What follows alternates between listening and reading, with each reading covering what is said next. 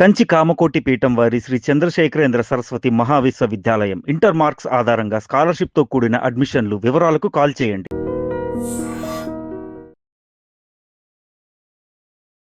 నిజంగా ఈ భూతాలు పిశాచాలు పడితే అసలు ఆ మనిషి పరిస్థితి ఎలా ఉంటుంది, నిజంగా వీళ్ళపైన నెగిటివ్ దృష్టి కానీ ఈ పిశాచి కానీ ఏదో ఉంది అని ఎలా అర్థమవుతుంది? మరి అలాంటప్పుడు మామూలుగా హనుమాన్ చాలీసా పారాయణం అంటారు, దేవత ఆరాధన అంటారు, కానీ సినిమాల్లో చూపించినంత వరకు అట్లాంటిది ఏదైనా ఉంది అంటే అసలు దేవతల దగ్గరికి వెళ్ళనీయకుండా ఆపేస్తున్నట్టుగా మనకు కనిపిస్తూ ఉంటుంది. ఒక్కసారి దీని గురించి కూడా వివరణ ఇవ్వండి. ఈ భూత ప్రేత కర్ణ పిశాచాలు, ఈ పిశాచాలు అనేవి ఉన్నాయా లేవా అంటే ఖచ్చితంగా ఉంటాయి. ఎస్పెషల్లీ అందుకని పసిపిల్లల్ని సాయంత్రం పూట బయట తిప్పద్దు అంటారు. ఎందుకంటే పసిపిల్లల కర్మలు అవ్వవు, పూర్తిగా పోవు. ఇంకా నెలల పిల్లలు వాళ్ళందరూ పూర్వం ఆడవాళ్ళు, ఇప్పుడు వదిలేసింది వీళ్ళందరూ. ఇప్పుడు ఏంటంటే బేబీ ఈజ్ ఆన్ బ్యాక్ అని ఏదో పెట్టేసి కార్కి స్టిక్కర్ వేసి వెళ్ళిపోతుంటారు. బేబీ బ్యాక్, బేబీ గాడిద గుడ్డు ఏమీ లేదు. ఇవన్నీ పొర్రపాటును కూడా అసలు సంజయవేళ పిల్లల్ని బయటికి తిప్పకూడదు. 9 రోజులు 9 నెలలు వాడు గర్భంలో ఉంటాడు పిల్లాడు. ఉన్నప్పుడు నిన్నే మా గురుగారితో నేను మన మూడు రోజుల క్రితం డిస్కషన్ చేసినప్పుడు మేము ఇద్దరం అనుకున్నాం. గురుగారు నాకు చెప్పిన మాట, 9 రోజుల్లో 9 నెలలు ఉన్నాక వాడికి పూర్వజన్మ సుకృతం ఉంటుంది. చండాలం బయటకు వచ్చాక నేను చాలా శ్రద్ధగా ఉండాలి, నా భక్తి నిరూపించుకోవాలి. ఏమిటిది ఇదంతా తల్లి కడుపులో ఈ చీము నెత్తురు చండాలం ఇదంతా కాదు, నేను కింద జన్మలో చేసినవన్నీ నాకున్నాయి, ఇవన్నీ వదిలించేసుకుని హాయిగా ఉండాలి. ఖచ్చితంగా గుర్తుండేది. వాడు తల్లి గర్భంలోంచి బయటకు వచ్చేదాకా అన్నీ గుర్తుంటాయి వాడికి. వాడు అనుకుంటాడు చిచ్చి నేను ఇలా ఉండకూడదు అని. బయటికి రాగానే బొడ్డు పేగు కత్తిరిస్తారు, ఏడుస్తాడు. వాడు ఏడిచాడంటే వాడి ఏడుపు అర్థం వేరు, మనం వాడు ఏడిచాక మనం ఆనందపడే అర్థం వేరు. ఏంటంటారు అర్థం? వాడి ఏడుపులో కర్మరా పడ్డానురా జీవితంలో మాయ కప్పివేస్తుంది వాడికి. నా కర్మ నా మాయలో నేను పడిపోయాను, దరిద్రం అయిపోయింది నా జీవితం అని వాడికి అర్థమైపోతుంది మాయ. వీళ్ళందరూ ఆహా పిల్లాడు ఏడిస్తే బతికాడు, మంచి పిల్లాడు పుట్టాడు అయిపోయిందని వీళ్ళ తల్లిదండ్రులు. ఏడవకపోతే అసలు వాడు హెల్తీగా లేదని వీళ్ళందరూ ఆనందం. వాడికి ఏంటంటే బాగా పడ్డానురా కర్మలో. ఈ కర్మ వచ్చిన తర్వాత ఈ వాడి జీవితంలో మొదలెట్టిన కర్మల్లో పాపాలు పుణ్యాలు ఇవన్నీ అయిన తర్వాత వాళ్ళు చేసే పుణ్యాలు పాపాలు తల్లిదండ్రులు చేసినవి కూడా ఖచ్చితంగా పిల్లలకి మనవాళ్ళకి మనవరాళ్ళకి తగులుతాయి. అసలు ఇప్పుడు ఈ పిల్లలకి ఏ వయస్సు నుంచి కర్మ అంటుకుంటుందంటారు? అంటే ఖచ్చితంగా పసిపిల్లల దగ్గర నుంచి, పసిపిల్లల గురించి ఎందుకు చెప్పానంటే పసిపిల్లలకు బయట తిరిగేటప్పుడు ఈ సోకాల్డ్ ఇందాక మనం అన్నవన్నీ అవి ఈజీగా అంటుకుంటాయి, ఎఫెక్ట్గా అవుతాయి. పెద్దవాళ్ళందరికీ ఎలా అవుతాయి అంటే నువ్వు చేసిన పాపాలు ఉంటాయి. పాపాలు ఎలాంటివి అంటే ఎంత క్రూరం అంటే మర్డర్లు చేసి, రేపులు చేసి, భూమిలో పాతులు పెట్టేసి నా దగ్గరికి వస్తుంటారు వీళ్ళంతా. వచ్చి డబ్బు కట్టాలు పెట్టి గురువు గారు మీరు ఏదైనా చేయండి అంటే వీడు వెనకాల వీడు చంపింది కూడా నా గుమ్మం బయట నుంచి ఉంటుంది ఆత్మ. అవి ఏం చేస్తాయి మరి? మధ్యలో చచ్చిపోయింది అది, పైకి వెళ్ళలేదు కిందకి వెళ్ళలేదు. వీడు ఎక్కడికి వెడితే అక్కడ తిరుగుతుంటాయి ఇవి. వీడు మంచి పని చేసినా చేయనివ్వదు, వీడు మంచి పని చేసినా చెయ్యనివ్వదు. వీడికి ఎప్పుడు చెడులోకే భావిస్తుంది. వీడి జీవితం అక్కడి నుంచే అవుతుందంటే వీడి గ్రహాలు బాగున్నంత వరకు, వీడి ఉచ్చస్థితిలో వీడి గనక శుక్రుడో ఎవడో ఉన్నప్పుడు అప్పుడు హాయిగా ఉంటాడు, వీడు చాలా బాగుంటాడు. ఆ జాతకం కర్మ అయిపోయి ఒక్కసారి డౌన్ఫాల్ స్టార్ట్ అవుతుంది, అక్కడి నుంచి వీడి జీవితం అవుట్.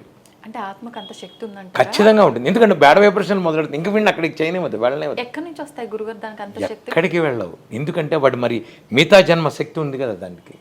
మిగతా జన్మ శక్తి ఏం చేస్తుంది? అది వీడిని ముందుకు వెళ్ళలేదు వెనక్కి వెళ్ళలేదు, ఏది చేసినా బ్యాడ్ వైబ్రేషనే. పిల్లల మీదకి పెడుతుంది అది, పిల్లల మీదకి మనవాళ్ళు మనవరాళ్ళు వ్యవహారాలు ఇంట్లో తిరిగేస్తుంటుంది. వీడికి కాన్సన్ట్రేషన్ లేక ఇంట్లో పూజ చేయలేడు, దీపారాధన చేయలేడు, హాయిగా లోపలికి వచ్చి కూర్చుంటాయి. బ్యాడ్ వైబ్రేషన్ ఏమండి నిద్ర పట్టట్లేదండి మాకు. అందుకనే నేను అందరికీ చెబుతా, పడుకోబోయేటప్పుడు హనుమాన్ చాలీసా చదువుకోండి, పసిపిల్లల్ని హనుమాన్ చాలీసాతో నిద్రపుచ్చండి. మా పిల్లల్ని నేను చిన్నప్పుడు హనుమాన్ చాలీసానే జోగొట్టేవాడిని. నేను అందరి తల్లులకి చెప్తున్నా, కారు డ్రైవ్ చేస్తూ హనుమాన్ చాలీసా చేయండి, యాక్సిడెంట్లు అవ్వవు. మీరు నీకు చెప్తున్నా రాసి పెట్టుకోండి. హనుమాన్ చాలీసా చేస్తూ నేను కార్ డ్రైవ్ చేశానండి, యాక్సిడెంట్ అయిందండి అని ప్రపంచంలో ఎవరినైనా ఒక్కళ్ళని చూపించమనండి నాకు. లేదు లలిత చదువుకుంటున్నానండి, కార్ యాక్సిడెంట్ అయింది, అవ్వదు. భగవంతుణ్ణి చేస్తుంటే తీసుకొచ్చి ఆ టైంకి పక్కన పెడతాడు మిమ్మల్ని, ఆ టైంకి ఆ ఏరియాలోకి వెళ్ళనివ్వడు. ఇది భగవంతుడి శక్తి. మీరు ఎప్పుడైతే పాపం నేనేం చెప్తున్నానంటే తెలిసి చేసిన పాపాలు ఇవన్నీ, తెలియక చేసిన పాపాలు ఎన్నున్నాయో మనకి తెలియదు.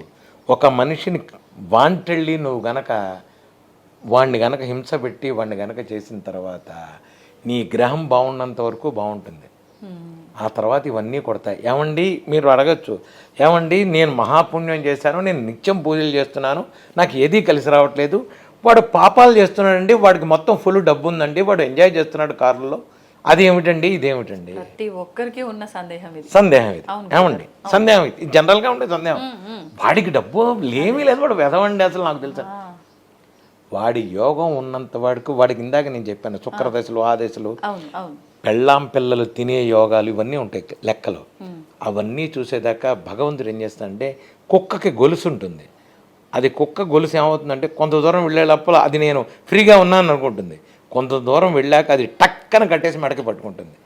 అలా పాపాలన్నీ పట్టుకుంటాయి. అక్కడి నుంచే మొదలవుతుంది వాడికి డౌన్ ఫాల్. వీడికి ఏమిటంటే పుణ్యం చేస్తున్నాడు కదా, వీడు పుణ్యం చేసిన బ్యాలెన్స్ ఎప్పుడైనా సరే మీకు పుణ్యం చేసిన బ్యాలెన్స్ వాడి అవసరానికి ఖచ్చితంగా తీర్చేస్తుంది డబ్బులు పెట్టి. వాడికి పెద్ద పెద్ద యోగాలు ఇవ్వకపోవచ్చు, వాడు ఆత్మశాంతిగా నిద్రపోతాడు. డబ్బున్న వాడిని ఎవరన్నా అడగండి, మీరు హాయిగా పడుకున్నారా అని, పడుకోడు. నేను రాసి పెడతాను, నిద్ర పట్టదు. నేను మధ్యాహ్నం పడుకుంటా, రాత్రి పడుకుంటా హాయిగా. మధ్యాహ్నం 1:30-2 నేను భోజనం చేసాను, శుభ్రంగా నిద్రపోతాను 4 గంటల దాకా. మళ్ళీ రాత్రి 11కో 10:30కో 11 పడుకున్నానంటే చక్కగా 6 ఈ నిద్ర పట్టాలి అంటే నువ్వు మనశ్శాంతిగా ఉండాలి, దేవుడి మీద నమ్మకం ఉండాలి, పాపం చేయకూడదు. ఇప్పుడు ఎప్పుడైతే నువ్వు పాపం చేసి అన్యాయంగా డబ్బులు సంపాదించుదాం అనుకున్నావో మైండ్కి పని పడుతుంది. ఎప్పుడైతే భగవాన్ నువ్వు ఉన్నావు, నువ్వు చూసుకుంటావు. ఉద్యోగం ఇంటర్వ్యూకి వెళ్ళావు, ఇంటర్వ్యూ చేయడం వరకే నీ బాధ్యత. భగవాన్ నువ్వు చూసుకో స్వామి, నాకు వద్దు ఇవన్నీ కావాలి, ఇప్పించాలనుకుంటే ఇప్పించి, ఇవ్వలేదు ఇంతకంటే ఏదో మంచిది వస్తుంది వదిలే. ఈ ధోరణిలో ఉన్నవాడు ఎప్పుడు హాయిగా పడుకుంటాడు. వాడి దగ్గర నుంచి కొట్టేద్దామా, వీడి దగ్గర నుంచి కొట్టేద్దామని మనం ఆలోచిస్తాం. వాడు చేతికి బేసిలట్లు, హడావాడి మెడలో బంగారపు గొలుసులు, అద్భుతంగా ఉంటాడు వాడి జీవితం. తర్వాత వాడికి కథ ఉంటుంది. మీరు ఎవరినైనా చూడండి, అదేమిటి నిన్నటిదాకా అంత అద్భుతంగా ఉన్నాడు, వాళ్ళు ఎందుకు వీడి జీవితం? కర్మ ఎవరిని వదిలిపెట్టదు, పొర్రపాటును కూడా వదిలిపెట్టదు. ఖచ్చితంగా ఈ రౌండ్ ఇలా వచ్చినప్పుడు ఇలా పైకి వస్తుంది, అది అప్పుడు ఖచ్చితంగా అనుభవిస్తారు. కనుక ఈరోజు వాడికి డబ్బు ఉంది కదా అంటే, డబ్బున్నప్పుడే భగవంతుడిని ధ్యానం చేయండి, డబ్బున్నప్పుడే తోటి వాడికి సహాయం చేయండి. నీకు భగవంతుడికి పెట్టడానికి ఇష్టం లేదు, నాకు భగవంతుడు లేడండి డబ్బున్నవాడు అంటాడు, నేను భగవంతుడిని నమ్ముకోలేదు, నీ కష్టాన్ని నమ్ముకున్నావు, నష్టం లేదు, నలుగురికి అన్నం పెట్టు. లేదు నీకు వాళ్ళకి నచ్చింది దుప్పట్లు పెట్టు, చలికాలం దుప్పట్లు చేయి, ఇప్పుడు ఎండాకాలం మజ్జిగ ఇవ్వు, మంచినీళ్ళు ఇవ్వు, సాటి మనిషికి సహాయం చేయి. నువ్వు దేవుడికి పెట్టమని నేను చెప్పట్లా, నీకు నష్టం లేదు, దేవుడు లేడన్నావు కదా, నో ప్రాబ్లం, నేను కాదన్నా, నీ ఉద్దేశంలో దేవుడు లేడనుకుంటున్నావు. వాడు మజ్జిగ తాగి ఆహా స్వామి చల్లగా ఉండయ్యా అన్నాడు అనుకోండి, చాలు నీ జీవితం బాగుంటుంది. అందుకని ఎస్పెషల్లీ నేను డబ్బున్న వాళ్ళకి ఒకటే చెప్తా, వీలైనంత వరకు సహాయం చేయండి, హెల్ప్ చేయండి. అలా అని వితరణ లేకుండా, సంబంధం లేకుండా వాడు అడిగాడు నేను ఇచ్చేస్తాను అనవద్దు. మీరు చక్కగా చూడండి, విచక్షణంగా చూడండి, వాడికి నిజంగా వాడికి అవసరమా, ఎవరికన్నా ఏదైనా కిడ్నీ కావాలి, మీకు దగ్గర అంత డబ్బు ఉంది ఇచ్చేయండి, చక్కగా వెళ్ళండి, దానం చేసేదానికి డబ్బులు చేయండి, బ్లడ్ బ్యాంక్కి డబ్బులు ఇవ్వండి, ఇవన్నీ చెయ్యండి. కానీ వాస్తవానికి ఉన్నవాడికే పెట్టే బుద్ధి ఉండదు, లేనివాడికి పెట్టాలనిపించినా వాడి దగ్గర ఉండదు ఇంకా అసలు అలా లేదు. ఉన్నారు కొంతమంది, అలా అని అన్నాం, ఉన్నారు కొంతమంది, లేక ఖచ్చితంగా ఉన్నారు. కాకపోతే ఏంటంటే అది ఇంక వాడి కర్మలో ఎంతవరకు ఉంటుందో అంతవరకే ఉంటుంది. ఈ లేయర్లుగా పాపాలు, లేయర్గా పుణ్యాలు. ఎందుకంటే ఒక 10 రూపాయలు మనం సంపాదించామంటే డబ్బు ఉన్నవాడు కూడా 10 రూపాయలు నీది కాదు, నీది దాంట్లో 3 రూపాయలు 4 రూపాయలునే. ఎందుకంటే ఇందులో నీ పిల్లలది, నీ భార్యది, నీ తాత తండ్రి ముత్తాతలు ఇవన్నీ ఉంటాయి నీ కౌంటింగ్. నేను ఇప్పుడు ఒకసారి స్విట్జర్లాండ్ వెళ్ళాను అంటే, వైట్ చాక్లెట్ తెచ్చాను అంటే అది నా పిల్లలకు యోగం ఉండబట్టి స్విట్జర్లాండ్ నేను పెడుతున్నాను తప్ప నా ప్రయోగం నేనే నేనే కాదు. నీ యోగంలో ఊరుకునే నువ్వు ఎవరే కొరియర్ పర్సన్, స్విగ్గీ జొమాటో, నువ్వు అంతే. నువ్వెవరే స్విగ్గీ జొమాటో, నువ్వు ఇదంతా నామూలైనా వచ్చింది అనుకుంటే అట్లా ఇచ్చింది వాడు, తినేది మా అమ్మాయి. నువ్వు యువరే పోస్ట్ మ్యాన్. ఇంతే జీవితం. ఇలా అనుకుని బతుకు, హాయిగా ఉంటాం. నా పిల్లలు కూడా నా అమ్ములానే బతుకుతాను, నేనే గొప్ప, ఎవడు గొప్ప, ఏది గొప్ప, అలా అనుకుంటే నువ్వు అనుకున్నవన్నీ అవ్వాలిగా, అవ్వట్లేదుగా. సో మీ కన్నిటికంటే అతీతమైన శక్తి ఏది ఉందో దాన్ని నమ్ము, దానితో చేసుకో, దాన్ని కనెక్ట్ అవ్వడానికి ప్రయత్నించు. మనిషి జీవితంలో హ్యాపీగా ఉంటుంది. ధన్యవాదాలు గురుగారు, చాలా మంచి విషయాలు తెలియజేశారు. Thank you. జై Sriram. And for more videos, Please subscribe to iDream channel. Subscribe to iDream Media. Please subscribe to iDream. Please subscribe to iDream. Please subscribe iDream. And please subscribe to iDream. For more videos, subscribe to iDream. please like, share, and subscribe to the channel. Congratulations, iDream. Subscribe to iDream. Subscribe to iDream. So subscribe to iDream Media. iDream की iDream team अंदर की huge congratulations. Please subscribe iDream Media. Please subscribe to iDream. Subscribe iDream. Please subscribe to iDream. iDream అంటే నా కళల channel subscribe చేసుకున్న నోరు తిరుగుతలేదు, మీరైతే గంట గుర్తు కొట్టండి. For more such videos, please subscribe to iDream. Subscribe to iDream. Please subscribe to iDream. Please subscribe iDream Media. Please do subscribe to iDream. Please subscribe to iDream Media. For best entertainment and information, please subscribe iDream. And don't forget to subscribe to iDream.